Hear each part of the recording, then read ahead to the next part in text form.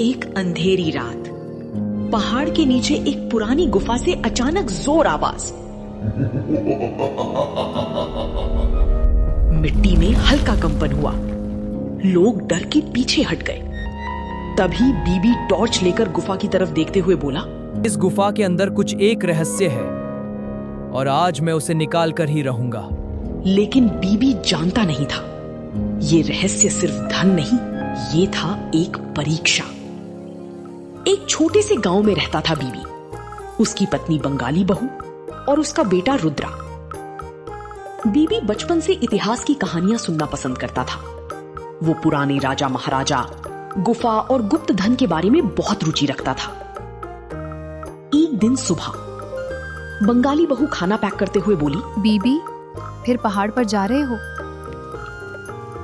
हाँ, मुझे लगता है उस गुफा के अंदर कोई पुराना इतिहास छुपा है। बाबा, अगर आपको खजाना मिले तो मुझे भी दिखाना। बीबी मुस्कुराया। खजाना मिला तो सबसे पहले तुम्हें ही दिखाऊंगा। बीबी पहाड़ के ऊपर चढ़कर गुफा के पास पहुंचा।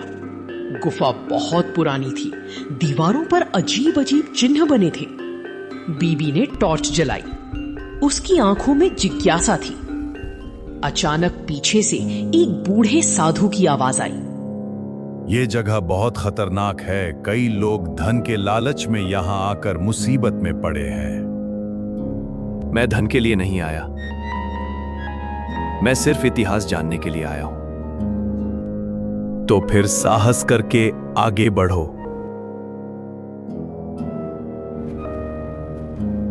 बीबी गुफा के अंदर जाते जाते एक पत्थर का दरवाजा देखता है। दरवाजे पर एक अजीब पुरानी लिपि लिखी थी। बीबी आंखें सिकोड़कर पढ़ने की कोशिश करता है। बीबी अपने आप से, ये लिपि अलग तरह की लगता है। ये किसी पुराने राजा का संदेश है।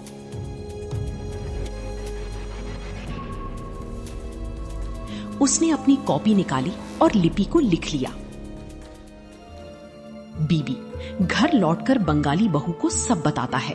रुद्रा उत्सुकता से पूछता है, बाबा, क्या आप दरवाजा खोल पाए?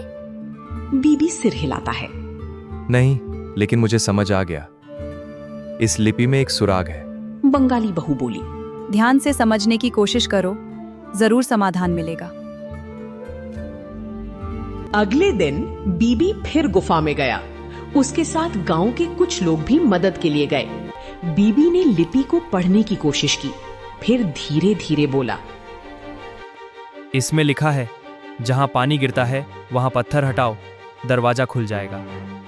लोग हैरान हो गए।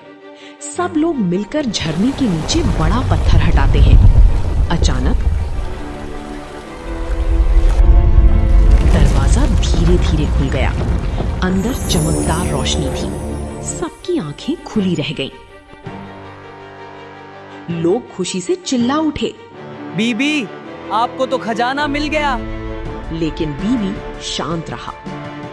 ये खजाना मेरा नहीं है, ये देश का इतिहास है। सब लोग आश्चर्य में पड़ गए। बीबी गांव के मुखिया के पास जाकर बोला, ये खजाना सरकार को सौंप देना चाहिए ताकि हमारे गांव का विकास हो सके। मुखिया मुस्कुराया। बीबी, तुमने सिर्फ बुद्धि ही नहीं, ईमानदारी भी दिखाई है। जो लोग लालच छोड़कर ईमानदारी के रास्ते पर चलते हैं, वही इतिहास बनाते हैं। तो दोस्तों, कैसी लगी आपको ये कहानी? और ऐसे ही मजेदार अनोखी कहानियां देखने के लिए चैनल को लाइक और सब्सक्राइब करना ना भूलें।